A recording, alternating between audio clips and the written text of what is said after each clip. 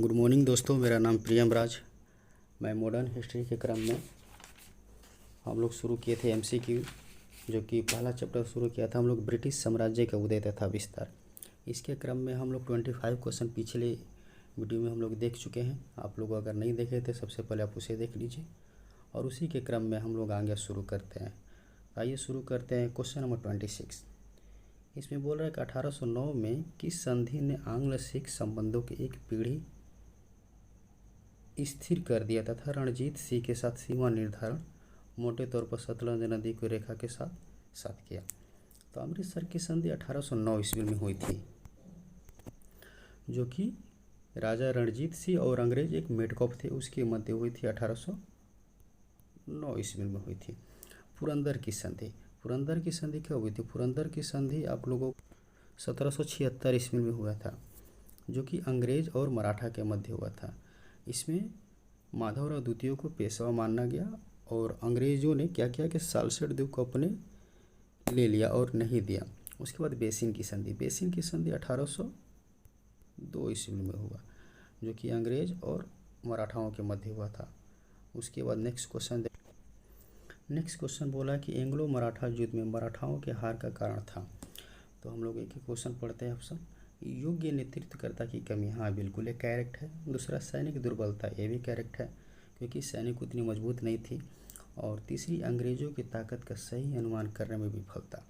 मराठा साम्राज्य के जो लोग थे वो गुरिल्ला पद्धति, कौन सा गुरिल्ला पद्धति पर यानी छुप कर वार करते थे। और जो अंग्रेजों थे ये पूरी तरह से आधुनिक तकनीकी से पूरी तरह से मजबूत थे, हथियार बारूद गोले से, इसलिए इन लोगों का मराठाओं का हार निश्चित था। इसलिए ऑप्शन नंबर 4 इसका करेक्ट आंसर हो जाएगा। आप लोग इसे ध्यान में रखिएगा। निम्न क्वेश्चन बोला हुआ कि लॉर्ड वेलेस्ली की सहायक संधि को स्वीकार करने वाला मराठा सरदार था। मराठा सरदार पेशवा बाजीराव द्वितीय था, क्योंकि बेसिन की संधि 1802 ईस्वी में कब हुई थी? 1802 ईस्वी में हुई थी और इस संधि में लॉर्ड वेलेस्ली ने किया था। तो लॉर्ड वेलेस्ली ने जब बाजीराव द्वितीय इनके पास जाते हैं तो वो बेसिन की संधि कराता है। उसके बाद ये बोलता है कि आप मेरा सहायक संधि को स्वीकार कीजिए, तब आपको सुरक्षा प्रदान किया जाएगा। तो बाजीराव द्वितीय के समय ही इनके द्वारा ही मराठा ने प्रथम सहायक संधि को स्वीकार करते हैं। तो हमारा ऑप्शन नंबर 1 करेक्ट हो जाएगा। क्वेश्चन बोला कि निम्न में से किस देशी रियासतों को अंग्रेजों ने अपने क्षेत्र में नहीं यहाँ पर कर लीजिएगा, अंग्रेजों ने अपने क्षेत्र में नहीं मिलाया था। तो सिंध को पीछे हमने बताया था कि 1843 ईस्वी में अंग्रेजों ने अपने क्षेत्र में मिला लिया था। अवध को 1856 ईस्वी में अवध को भी मिला लिया था कुशासन का आधार लगाकर डॉक्ट्रिन ऑफ लैप्स के तहत। सतारा को 1848 ईस्वी में आते ही क्रम में इन्होंने हड़प लिया। उसके बाद ग्वालियर ही एक ऐसा क्षेत्र रहा जिन्हें अंग्रेजों ने अपने क्षेत्र में नहीं मिला पाया। तो मेरा ऑप्शन नंबर 2 सही हो सकता। देखिए इसमें बोला गया कि भारत में ब्रिटिश साम्राज्य के अंतर्गत अवध को मिला गया था। तो अवध 1856 ईस्वी में डॉक्ट्रिन ऑफ लैप्स के तहत कुशासन का आरोप लगा करके इसे हड़प लिया गया। अवध का नवाब वाजिद अली शाह था और उन्हीं को हटा करके कुशासन का आरोप लगाकर लॉर्ड डलहौजी ने इन्हें हड़प लिया था। ऑप्शन नंबर सी बिल्कुल करेक्ट सही है। देखिए इसमें बोला है कि निम्नलिखित में से कौन सा युग सीमित नहीं है। तो बक्सर का युद्ध कब हुआ था? 22 अक्टूबर 1764 ईस्वी में। इसका नेतृत्वकर्ता कौन कर रहा था? हेक्टर मोनरो, बिल्कुल करेक्ट है। आंग्ल नेपाल युद्ध हुआ था, इसका नेतृत्वकर्ता लॉर्ड हेस्टिंगस, वारेन हेस्टिंगस नहीं, इसमें लॉर्ड हेस्टिंगस करेगा। ये बिल्कुल भी सही है, यहाँ पर नहीं पूछा यानी गलत हमें छाटना है। चतुर्थ आंग्ल मैसूर युद्ध कब हुआ था? 1799 में हुआ था। इसी समय सहायक संधि भी की जाती है, तो लॉर्ड वेलेस्ली ने किया, यानी बिल्कुल ये भी सही है। तृतीय आंग्ल मराठा युद्ध कब हुआ था? 1817 से 1818 के क्रम में तृतीय आंग्ल मराठा युद्ध हुआ था, जो कि उस समय लॉर्ड कॉर्नवालिस नहीं था, उस समय था लॉर्ड हेस्टिंगस, वारेन हेस्टिंगस नहीं, लॉर्ड हेस्टिंगस। यहाँ पर मैं लिख देता हूँ लॉर्ड हेस्टिंगस, इसको लिख लीजिएगा आप लोग। देखिए क्वेश्चन पूछा कि राज हड़प नीति सबसे पहले किस भारतीय रियासत पर लागू की गई? तो राज हड़प नीति डलहौजी की एक नीति था, जो कि सतारा पर यानी 1848 को सतारा को सबसे पहले लिया। उसके बाद अवध को कब लिया था? 1856 ईस्वी में लिया था। झांसी को 1853 में लिया था और जैनपुर 1854 1954 इसको कर सकते हैं। तो सबसे पहले किसको लिया था? सतारा को लिया था। तो मेरा correct answer option number 1 correct हो जाएगा। देखिए नेक्स्ट पूछा है कि भारत में आंग्ल फ्रेंच शत्रुता में निम्नलिखित में से कौन सी लड़ाई निर्णायक रही? आंग्ल मतलब अंग्रेज, फ्रेंच मतलब फ्रांसीसी। तो वांडीवास की लड़ाई कब हुई थी? 1760 ईस्वी में हुई थी, जो कि अंग्रेज ने फ्रांसीसी को पूरी तरह से पराजित कर दिया और भारत से अगर बोल सकते हैं तो पूरी तरह से नियंत्रित कर दिया और पूरे भारत पर एक ही सिर्फ कंपनी उभर कर आती है जिसका नाम रहता है ब्रिटिश ईस्ट इंडिया कंपनी या अंग्रेजी आप बोल सकते हैं। तो ऑप्शन नंबर 1 करेक्ट हो जाएगा। देखिए नेक्स्ट क्वेश्चन है कि किस गवर्नर जनरल के काल में पंजाब को ब्रिटिश साम्राज्य में मिलाया गया? इसका ऑप्शन होगा लॉर्ड डलहौजी। लॉर्ड डलहौजी के काल में ही आंग्ल सिख युद्ध जो हुआ था, सेकेंड आंग्ल सिख युद्ध 1849 के तहत ही लॉर्ड डलहौजी ने पंजाब को ब्रिटिश साम्राज्य में मिला दिया था। तो इसका ऑप्शन अपन सेकेंड हो जाएगा करेक्ट। नेक्स्ट क्वेश्चन देख सकते हैं कि निम्नलिखित संधियों को कलमानुसार यानी एक क्रम में रखना है, सजाना है। तो अमृतसर की संधि 1809 में हुई थी। श्रीरंगपट्टनम 1792 ईस्वी में हुई थी, जो कि थर्ड मैसूर युद्ध के समय 1790 से 92 उसके क्रम में हुई थी। बेसिन की संधि मराठा और अंग्रेजों के मध्य हुई थी। मराठा में कौन सा? जो अंतिम पेशवा था बालाजी द्वितीय। सालबाई की संधि हुई थी 1782 ईस्वी में हुई थी, जो कि प्रथम आंग्ल मराठा युद्ध के समय संधि के समय समाप्त की जाती थी। इसको क्रम में आप सजा सकते हैं। सबसे पहले क्या आएगा? सालबाई की संधि आएगी, उसके बाद आएगा श्रीरंगपट्टनम 1792 में सी, उसके बाद बेसिन की संधि 1802, उसके बाद अमृतसर की संधि 1809 में, यानी मेरा करेक्ट आंसर हो जाएगा। इसी अमृतसर की संधि राजा रणजीत सिंह और एक अंग्रेजी था मेटकॉफ, उसके मध्य किया गया था, ये ध्यान में रखिएगा। ये क्वेश्चन देखिए कितना बार पूछा गया है। किस गवर्नर जनरल का नाम राज्य हड़प नीति यानी डॉक्ट्री ऑफ लैप्स के साथ जुड़ा हुआ है? देखिए कितना पूछा हुआ है। एसएससी में पूछा हुआ है, 10+2 डाटा एंट्री ऑपरेशन में पूछा हुआ है, एमटीएस में पूछा है, यानी बहुत सारे एग्जामिनेशन में पूछता है। तो ये बहुत अच्छे क्वेश्चन है, इसको थोड़ा आप लोग ध्यान में रखिएगा। डॉक्ट्री ऑफ स्लेव यानी डलहौजी के द्वारा ये लाया गया था। कब? डलहौजी भारत में गवर्नर जनरल बनकर आता है 1848 से 1856 तक बनकर आता है। इसी के द्वारा लाया जाता है और इसी को ब्रिटिश साम्राज्य का वास्तविक जिसे बोलते हैं साम्राज्य विस्तारवादी, इन्हीं को माना जाता है। इसका ऑप्शन नंबर सेकेंड हो जाएगा लॉर्ड डलहौजी, इसको ध्यान में रखिएगा। देखिए नेक्स्ट क्वेश्चन पूछा हुआ कि तीसरे एंग्लो मैसूर की समाप्ति करने के लिए टीपू सुल्तान ने अंग्रेजों के साथ निम्नलिखित में से कौन सी संधि की थी? तो तीसरे आंग्ल मैसूर युद्ध कब हुआ था? 1790 से 92 में हुआ था। इसी में टीपू सुल्तान की हार हो जाती है और अंग्रेजों ने एक संधि करते श्रीरंगपट्टनम की संधि। इस संधि के द्वारा अंग्रेजों को बहुत सारा क्षेत्र मिलता है, जिसमें लगभग मैसूर का लगभग आधा साम्राज्य टीपू सुल्तान को देना पड़ता है, जिसमें डिंडीगुल, बारामहल, मालाबार का क्षेत्र भी मिलता है। तो इसको आप लोग ध्यान में रख सकते हैं। आइए मैंगलोर की संधि को ध्यान देखिए। 1780 यानी सेकेंड आंग्ल मैसूर जो 1780 से 84 के क्रम में जो युद्ध होता है, तो इसी में हैदर अली के पोर्टोनोवा के युद्ध में मारा जाता है और किसी तरह से टीपू सुल्तान इस युद्ध को टालते 2 साल टाल कर लेकर गया और 1784 में एक संधि करता है, मैंगलोर की संधि। द सेकेंड आंग्ल मैसूर युद्ध के समय मैंगलोर की संधि और थर्ड आंग्ल मैसूर के समय श्रीरंगपट्टनम की संधि। अगर प्रथम पूछेगा तो प्रथम 1767 से 1769 के बीच होता है और इसमें आपको होता है मद्रास की संधि। और कौन करता है? हैदर अली करता है। इस बात को आप लोग ध्यान दीजिएगा। इसमें मैंगलोर में कौन करता है? मैंगलोर में टीपू सुल्तान करता है और श्रीरंगपट्टनम में भी टीपू सुल्तान करता है। इसको आप लोग ध्यान में रखिए। देखिए नेक्स्ट क्वेश्चन पूछा हुआ है कि भारत के किस गवर्नर जनरल ने 1772 में प्रत्येक जिले में 2 अदालतों निर्मित की, जिनमें से एक फौजदारी अदालत और दूसरी दीवानी अदालत?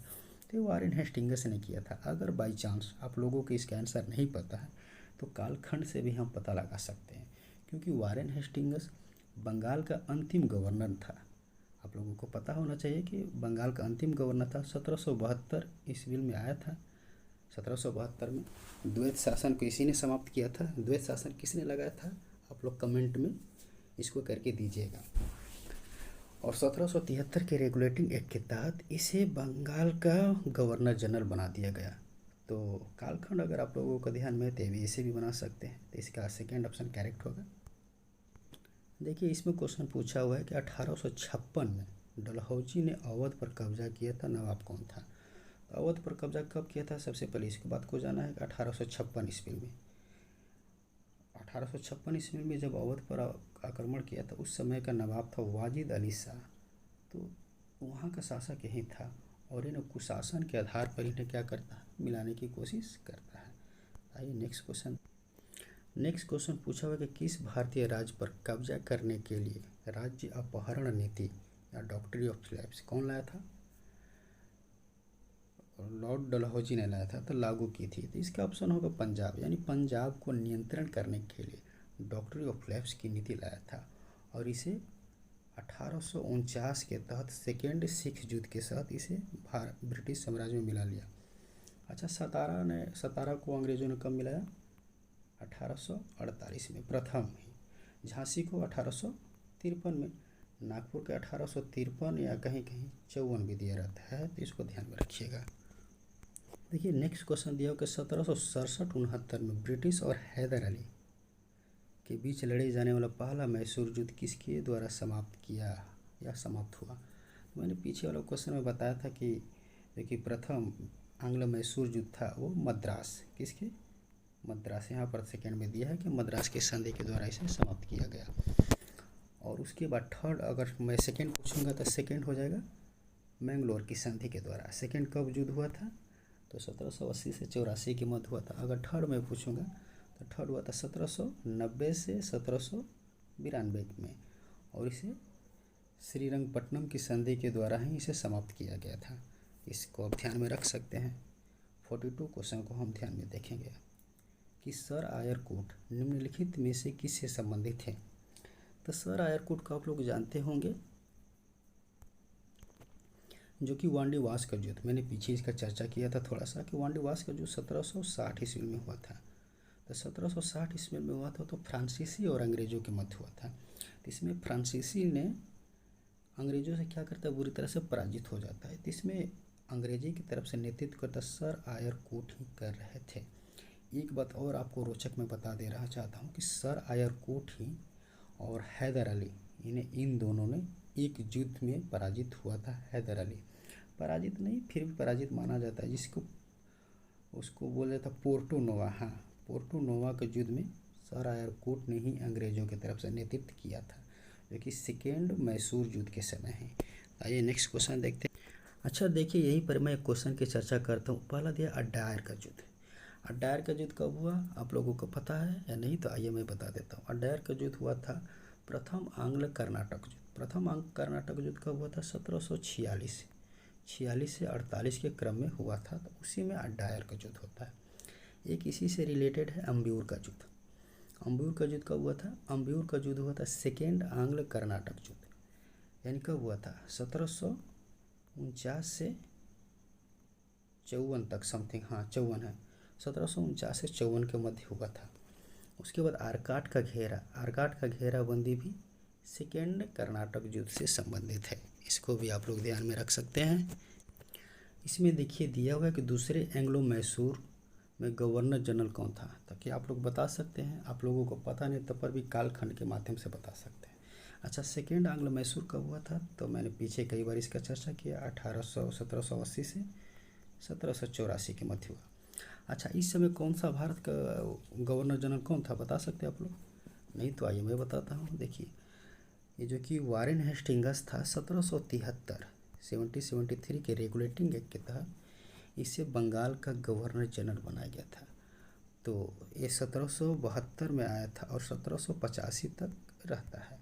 तो देख सकते हैं कि 1780 से 84, यानी वारेन हेस्टिंग्स इसका करेक्ट आंसर है। अगर आप लोग को एग्जैक्ट पता नहीं है तब मैं बताया कालखंड के माध्यम से, और इसी के द्वारा वारेन हेस्टिंग्स के द्वारा होता है।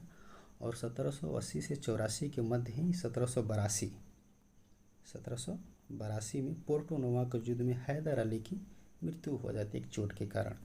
और टीपू सुल्तान उसका बेटा था, वो छोटा था। किसी तरह से युद्ध को टालते हुए 1784 में होता है मैंगलोर की संधि, और मैंगलोर की संधि के तहत इस युद्ध का सेकेंड मैसूर युद्ध का समापन किया जाता है। देखिए इसमें 44 क्वेश्चन पूछा है, बहुत अच्छा क्वेश्चन है कि पूछा है कि किस वर्ष ईस्ट इंडिया कंपनी को पूरी तरह से समाप्त कर दिया गया तथा भारत पर ब्रिटिश साम्राज्य का पूर्णतः अधिकार हो गया। तो इसका आप लोग को कितना पता है, नहीं पता है, ये मैं बताता हूँ। 1858 यानी 1857 की क्रांति आप लोग पता है। 1857 की क्रांति के बाद भारत से जो कि ब्रिटिश ईस्ट इंडिया कंपनी जो शासन करती थी उसको समाप्त करके ब्रिटिश क्राउन जिसे बोलते हैं, ब्रिटिश ताज, उनका शासन स्थापित हो गया। यानी क्राउन, ताज या ब्रिटिश सरकार, इसे कुछ भी बोल सकते हैं। तो ब्रिटिश यहीं 1858 में पूर्ण रूप से इसका अधिकार हो गया। आइए नेक्स्ट क्वेश्चन देखते हैं। 1919 की तो अब अलग इसको है। देखिए एक क्वेश्चन पूछा है 45, बहुत बेहतरीन क्वेश्चन है आप लोगों के लिए। पूछा है कि बंगाल के प्रथम गवर्नर जनरल कौन थे। तो बंगाल के प्रथम गवर्नर जनरल के अगर बारे में पूछेंगे तो वारेन हेस्टिंग्स हो जाएगा। अगर बंगाल के प्रथम गवर्नर अगर पूछेगा तो रॉबर्ट क्लाइव, और अंतिम गवर्नर पूछेगा तो वारेन हेस्टिंग्स।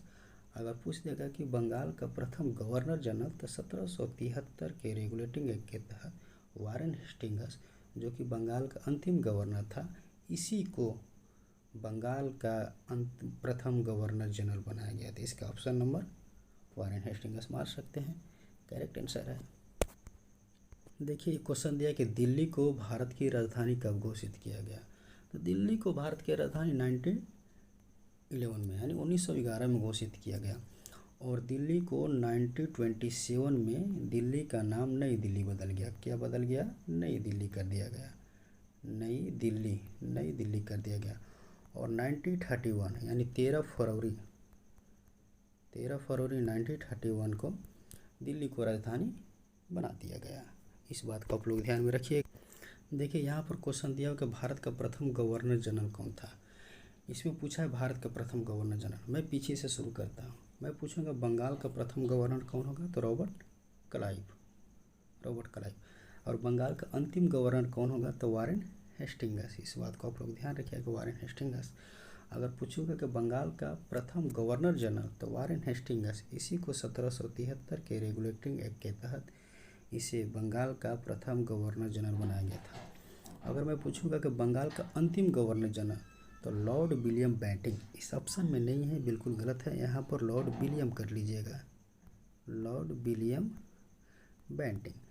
तो अंतिम गवर्नर जनरल वही था बंगाल का। और 1833 एक चार्टर एक आता है, 1833 के चार्टर एक्ट के तहत जो बंगाल का गवर्नर जनरल था उसे भारत का गवर्नर जनरल बना दिया जाता है। इसका ऑप्शन नंबर 4, जो कि ऑप्शन में नहीं है, थोड़ा एरर है, इसे सुधार लीजिएगा, लॉर्ड विलियम बेंटिंग कर लीजिएगा। अब नेक्स्ट क्वेश्चन आता है। इसमें नेक्स्ट क्वेश्चन पूछा कि किस गवर्नर जनरल के समय सिंध का विलय ब्रिटिश साम्राज्य में किया गया या ब्रिटिश राज्य में किया गया। तो सिंध का विलय भारत में किया गया, तो उस समय लॉर्ड एलन बरो था। अगर पंजाब का पूछेगा तो लॉर्ड डलहौजी। लॉर्ड डलहौजी का कार्यकाल कब से कब का था, आप लोग क्या बता सकते हैं? 1848 से 1856 तक था। इसको ध्यान में रखिएगा। लॉर्ड हेस्टिंग्स, वारेन हेस्टिंग्स ने लॉर्ड हेस्टिंग्स जो कि आंग्ल नेपाल के साथ युद्ध हुआ था उस समय था। और उसके बाद एक और बता सकते हैं आप लोग क्या, जो कि अंतिम मैसूर हुआ था उस समय भी था। सॉरी, ये उस समय नहीं था। तृतीय आंग्ल मराठा जो था ना, उस समय लॉर्ड हेस्टिंग्स भी था। अंतिम आंग्ल मैसूर अगर बोलेगा तो उसमें बेलेजली था, क्योंकि बेलेजली ही वो मराठाओं के साथ संधि करता है 1799 में। थोड़ा सा मिस्टेक हो गया, इसको ध्यान में रखिएगा। देखिए ये बहुत बेहतरीन क्वेश्चन है। पूछा है कि श्रीरंगपट्टनम में अंग्रेजों ने किसे पराजित किया। श्रीरंगपट्टनम की संधि जो कि किस आंग्ल मैसूर के समय हुआ था, थर्ड आंग्ल मैसूर। इसका काल कब से कब था? 1790 से 1792 था। किसके मध्य हुआ था? तो टीपू सुल्तान वर्सेस अंग्रेजों के मध्य हुआ था। और जो कि टीपू सुल्तान इसमें पूरी तरह से पराजित हो जाता है और अंग्रेजों के कम से कम अपने राज्य के आधा क्षेत्र से अधिक देता है, जो कि बारामहल, डिंडीगुल, मालाबार, जो कि अंग्रेज़ों ने कूटनीति यहाँ पर अपनाया था। नवाब और मराठाओं को मिला करके आपस में लड़ाई कर रहा था, तो मराठाओं को और निजामों को, उनको भी कुछ ऐसी भूमि दिया था। वो ऐसा भूमि दिया था जो कि हमेशा आपस में उन दोनों के बीच में लड़ाई वाला ही भूमि था। तो इसमें इसको ध्यान में रखिए। अच्छा, इस शाह आलम द्वितीय के बारे में जानते हैं क्या? कभी से छुपा हुआ था, मैं इसे बहुत ढूंढ रहा था। शाह आलम द्वितीय वही है जो कि बक्सर का युद्ध हुआ था 22 अक्टूबर 1764। शाह आलम और मीर कासिम उसी का नेतृत्व करता थे। ये बंगाल का नवाब था और एक अवध का नवाब था शुजाउद्दौला। तीनों ने मिलकर एक त्रिगुट की सेना बनाई थी। किसका गुट का सेना बनाई थी? त्रिगुट की सेना बनाई थी। और इसको पूरी तरह से हेक्टर मुनरो के नेतृत्व में बक्सर का युद्ध होता है, जो कि तीनों सेना को पराजित कर देता है। और पराजित करने के बाद इन लोगों के साथ अपमानजनक एक संधि होती है, जिसे हम लोग बोल सकते हैं प्रथम इलाहाबाद की संधि 12 अगस्त 1765। और एक 16 अगस्त को 1765 को सेकेंड इलाहाबाद की संधि होती है। इसको आप लोग ध्यान में रख सकते हैं। नेक्स्ट क्वेश्चन पर देखिए, इसमें क्वेश्चन पूछा है कि निम्नलिखित गवर्नर जनरलों में से किस एक ने कूट कोड प्रस्तुत किया जो न्यायिक प्रशासन और राजस्व प्रशासन को अलग करने के लिए प्रदान किया था? ये तो लॉर्ड कॉर्नवालिस के समय हुआ था। इसको आप लोग ध्यान में रख सकते हैं। नेक्स्ट क्वेश्चन पर हम लोग आते हैं। देखिए, क्वेश्चन पूछा है कि निम्नलिखित में से किसने हड़प नीति का प्रयोग करते हुए कई भारतीय राज्य ईस्ट इंडिया कंपनी को अधीन कर लिया? तो व्यापक नियम, राज्य हड़प नीति या गोद निषेध, इसी को बोलते हैं। इसका लॉर्ड डलहौजी हो जाएगा। कब आया था? 1848 से 1856 के क्रम में आया था भारत में। इसको ध्यान में रख सकते हैं। बेलेजली के क्रम जनबेग करते हैं, वारेन हेस्टिंग्स के क्रम जनबेग करते हैं। बेलेजली सहायक संधि लेकर आया था, वारेन हेस्टिंग्स 1772 ईस्वी में जो द्वैत शासन क्लाइव लगाया था उसे समाप्त किया था। इसको बात में ध्यान रख सकते हैं। इसका ऑप्शन नंबर 3 हो जाएगा। नेक्स्ट क्वेश्चन देखिए, इसमें पूछा है कि सुगौली की संधि किसके मध्य संपन्न हुई या किसके बीच हुई? तो ईस्ट इंडिया कंपनी और नेपाल 1816 ईस्वी में सुगौली की संधि होती है। इसको आप लोग ध्यान में रख सकते हैं। अवध का नवाब और नेपाल, ये सब तो नहीं होगा, ये सब नहीं होगा, इसको ध्यान में रख। इसमें नेक्स्ट क्वेश्चन पूछा है कि किस गवर्नर जनरल ने अपने को बंगाल का शेर, अब देखिए क्वेश्चन बड़ी ज़बरदस्त है। बंगाल का शेर यानी वारेन हेस्टिंग्स। वारेन हेस्टिंग्स एक ऐसा शासक था, वारेन हेस्टिंग्स, जिसने द्वैत शासन को समाप्त किया था 1772 ईस्वी में। द्वैत शासन किसने लगाया था? रॉबर्ट क्लाइव ने लगाया था। तो ये नहीं होगा। बंगाल का पूछा शेर, बंगाल का शेर लॉर्ड बेलेजली, जो सहायक संधि लेकर आया था। कौन लेकर आया था? सहायक संधि लेकर आया था। तो लॉर्ड बेलेजली ने अपने आप को बंगाल का शेर बोलता था। सहायक संधि के दौरान बहुत सारे क्षेत्र को अर्जित कर लिया। मैं आप लोगों को बताता हूँ, एक बार आप लोग ध्यान में रखिएगा। देखिए, सबसे पहले लॉर्ड बेलेजली ने सहायक संधि कराया था हैदराबाद के निज़ाम के साथ। कब किया था? 1798 में।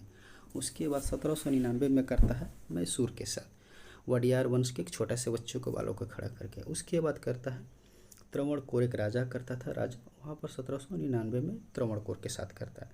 फिर जो कि हैदराबाद के निज़ाम रहते थे उनके साथ फिर 1800 में दोबारा सहायक संधि करता है। उसके बाद आ जाइए मराठा, क्या आ जाएगा? मराठा के साथ 1802 ईस्वी में करता है। अवध के साथ 1801 ईस्वी में करता है। सिंधिया के साथ 1804 ईस्वी में करता है। भोसले 1803 ईस्वी में करता है। तो पूरी मैं सहायक संधि के बारे में बता दिया, आप लोग ध्यान में रख सकते हैं। तो बंगाल का शेर जो सहायक संधि करने वाला था वही बेलेजली को बोला जाते हैं। देखिए, ये क्वेश्चन बहुत ज़बरदस्त है। ईस्ट इंडिया कंपनी के एक छत्र राज्य को कब ब्रिटिश हुकूमत में नियंत्रण में लाया गया? तो इसका 1773 रेगुलेटिंग। देखिए, ईस्ट इंडिया कंपनी ने जैसे ही 1757 में प्लासी का युद्ध, 1764 में बक्सर का युद्ध जीतता है, तो वहाँ पर भारत में द्वैत शासन बंगाल में लगा देता है। वहाँ रॉबर्ट क्लाइव के द्वारा लगाया जाता है। वहाँ पर इतना क्या बोलते हैं लूटपाट मचता है कि 1770 ईस्वी में भीषण अकाल पड़ जाता है। पूरी तरह से लूटपाट पड़ता है। यहाँ के कर्मचारी पूरी तरह से ब्रिटिश बहुत लूट कर जाते हैं। यहाँ से पैसे लूट कर जाते हैं, तो ब्रिटेन में एक नवाब की तरह रहते हैं। तो इतना लूटपाट मचता है कि कंपनी पूरी तरह से घाटा में चलने लगी। तो कंपनी ने एक ब्रिटिश केंद्र में वहाँ पर 1 मिलियन पाउंड का इन्होंने लोन की अदा की। तो ब्रिटिश सरकार बोली कि भाई कैसे कर रहे हो, तुम लोग तो व्यापार कर रहे हो, इतना घाटा में क्यों जा रहे हो। तो बोले ठीक है, मैं तुमको पैसा तो दूंगा लेकिन मेरी कुछ शर्त है। तो उसी समय से ब्रिटिश हुकूमत के नियंत्रण में 1773 रेगुलेटिंग एक्ट आता है, उसी के समय से हो जाता है, इसीलिए इसका ऑप्शन नंबर 4 करेक्ट होगा। देखिए बेसिन की संधि, बेसिन की संधि 1802 में।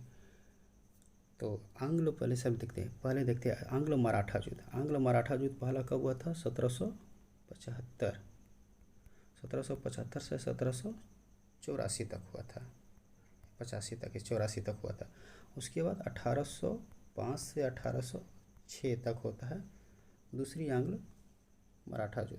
तीसरी होता है 1817 से 1818 तक होता है। तो 1802 में ही सेकेंड आंग्लो मराठा युद्ध के समय ही बेसिन की संधि होती है। किसके किस मध्य होती है, अंग्रेजों की तरफ से नेतृत्व कर रहे थे रॉबर्ट क्लाइव, लॉर्ड वेलेस्ली कर रहे थे जो सहायक संधि का था, और मराठा की तरफ से थे बाजीराव द्वितीय, बालाजी द्वितीय जिसे बोलते हैं, उन्होंने बेसिन की संधि के संपन्न हुआ। तो यहाँ पर आप लोग कर सकते हैं, पेशवा जिसे बोलते हैं, अंग्रेजों और मराठों के बीच हुआ था। ऑप्शन नंबर 4 मेरा करेक्ट होगा। नेक्स्ट क्वेश्चन देखिए, नेक्स्ट क्वेश्चन पूछा कि अंग्रेजों ने श्रीरंगपट्टनम की संधि किसके साथ हुई। श्रीरंगपट्टनम की संधि कब हुआ था, 1790 से 1792 के युद्ध के दौरान हुआ था, यानी 1792 में हुआ था, यानी थर्ड आंग्ल मैसूर युद्ध के समय हुआ था। तो उस समय टीपू सुल्तान था, उसी के समय श्रीरंगपट्टनम की संधि अंग्रेजों ने की थी। तो ऑप्शन नंबर ए हो जाएगा। हैदर अली के साथ कौन सा हुआ था, तो हैदर अली के साथ मद्रास की संधि हुई थी। कब, फर्स्ट आंग्लो मैसूर युद्ध के समय हुआ था। डुप्ले एक ऐसा शासक था, एक फ्रांसीसी गवर्नर था, इसको बोलते हैं नंदराज था, इसमें उसमें चले जाइएगा आप। ये था दूसरा था जो कि मैसूर के जो था, तो मैसूर का एक हैदर अली के राजा के रूप में बोल सकते हैं, वही था। नेक्स्ट क्वेश्चन देखते हैं 57। कौन सा शहर ब्रिटिश शासन के दौरान भारत का ग्रीष्मकालीन राजधानी शिमला, हिमाचल प्रदेश की राजधानी जनबे करते शिमला थोड़ा ठंड प्रदेश है, इसको बनाया गया था। किस ऐतिहासिक स्मारक को किंग जॉर्ज पंचम, क्वीन मेरी यानी मेरी क्वीन नहीं, इनकी किंग जॉर्ज पंचम की वाइफ थी क्वीन मेरी, इसको ध्यान में रखिएगा। हाँ, इसमें थोड़ा हंसी वाला नाम है कि बम्बे यात्रा की स्मृति को बनाया गया था। तो 1911 ईस्वी में भारत में आए थे, और इसी समय दिल्ली को राजधानी बनाया जाता है, कलकत्ता से दिल्ली स्थानांतरित किया जाता है।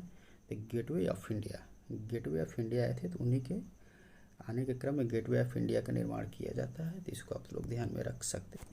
देखिए पूछा गया किस संधि के अंतर्गत पेशवा ने अंग्रेजों द्वारा प्रस्तावित सहायक मैत्री को स्वीकार किया। तो मैंने पीछे बहुत बार इसका बताया कि बेसिन की संधि 1802 ईस्वी में हुआ था। अंग्रेजों की तरफ से वेलेस्ली था सहायक संधि का, तो और बाजीराव द्वितीय थे, इनके द्वारा ही किया गया था बेसिन की संधि। और इसी के बेसिन की संधि के तहत ही वेलेस्ली ने इन्हें बोला कि आप सहायक संधि को प्रस्ताव को स्वीकार कीजिए, इन्होंने करते हैं। पुरंदर की संधि हम लोग देखे थे कि 1776 ईस्वी में हुआ था अंग्रेजों और मराठा के मध्य। सालबाई की संधि भी देखे थे, कब हुआ था, 1802 ईस्वी में हुआ था अंग्रेजों और मराठा के बीच। सूरजी अर्जुन गांव की संधि पता है आप लोगों को, ये भी मराठा और अंग्रेजों के मध्य भी होता है। इसमें नेक्स्ट क्वेश्चन वो है कि विक्टोरिया स्मारक कहाँ स्थित है। विक्टोरिया स्मारक पश्चिम बंगाल की कोलकाता के टाउन हॉल में स्थित बनाया गया है, जो कि आप लोग देखिएगा 1905 जो स्वदेशी आंदोलन है यहीं से प्रारंभ होता है, विक्टोरिया टाउन हॉल से ही प्रारंभ होता है। इसको आप लोग ध्यान में रख सकते हैं। दिल्ली को राष्ट्रीय राजधानी कब बनाया गया था, 1911 में, 1911 में बनाया गया, 1911 में दिल्ली को राष्ट्रीय राजधानी बनाया गया था। उसके बाद 1927 में दिल्ली का नाम नई दिल्ली पड़ा, राष्ट्रीय राजधानी पड़ा 1927 में, इसका नई दिल्ली पड़ा दिल्ली का नाम। उसके बाद 13 फरवरी, डेट को ध्यान रखिएगा,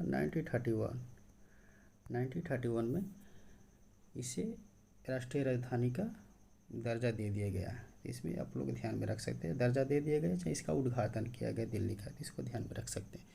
चेन्नई शहर को तो आप लोग जानते हैं, चेन्नई अभी वर्तमान तमिलनाडु का राजधानी, मुंबई तो काफ़ी प्रचलित है, इसको तो जानबे करते हैं। आइए नेक्स्ट क्वेश्चन देखते हैं कि वर्ष 1774 में प्रसिद्ध रोहिल्ला का युद्ध, रोहिल्ला का युद्ध या रोहिल्ला के युद्ध के अवध के किस नवाब ने हराया था? रोहिल्ला या रोहिल्ला का युद्ध अवध के सुजाऊ दौला, इसमें सुजाऊ दौला होगा, सुजाऊ दौला ने पराजित किया था। रोहिल्ला एक अफगान थे,